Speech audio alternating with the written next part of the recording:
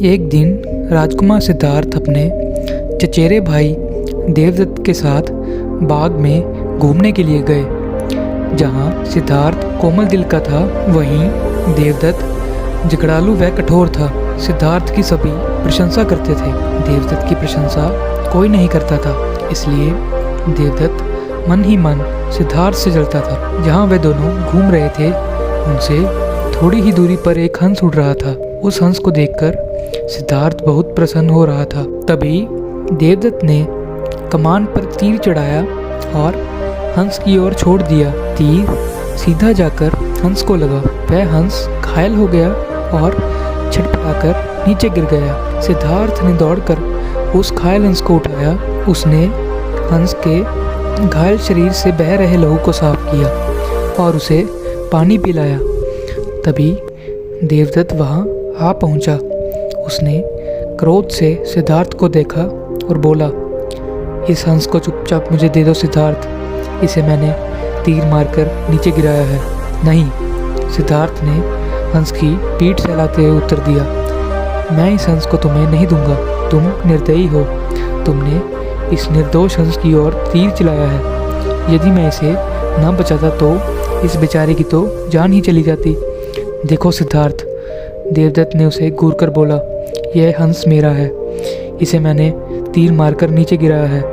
यदि तुम इसे मुझे नहीं दोगे तो मैं राजा के दरबार में तुम्हारी शिकायत करूंगा। सिद्धार्थ ने उसे हंस देने से साफ साफ मना कर दिया। देवदत्त राजा शुद्धोधन के दरबार में जा पहुंचा और सिद्धार्थ की शिकायत की।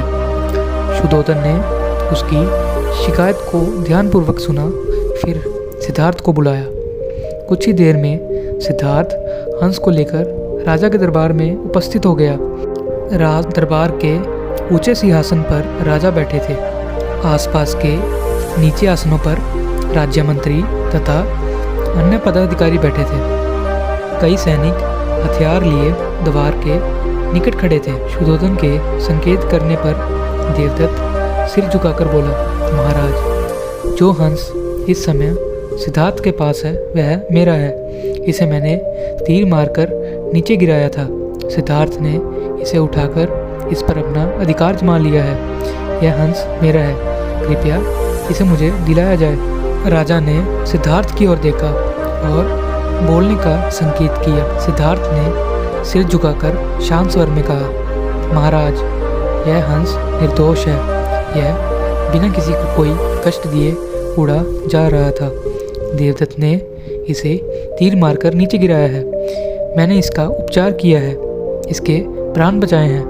मैं समझता हूँ कि प्राण लेने वाले से अधिक प्राण बचाने वाले का अधिकार होता है। मैं आपसे प्रार्थना करता हूँ कि यह हंस मेरे पास ही रहने दिया जाए। मैं इसे बिल्कुल ठीक करके आकाश में उड़ा देना चाहता हूँ। शुद्धोधन ने अपने सभासदों से विचार विमर्श किया। वह सभी एक ही स्वर में बोले, महाराज, राजकुमार सिद्धार्थ का कहना बिल्कुल ठीक है। जीवन लेने वाले से बचाने वाले का अधिक अधिकार होता है। अतः हंस राजकुमार सिद्धार्थ के पास ही रहने देना चाहिए। राजा शुद्धोधन ने सभासदों की बात मान ली। उन्होंने सिद्धार्थ से कहा, इस हंस पर तुम्हारा अधिकार है, तुम इसे ले जा सकते हो।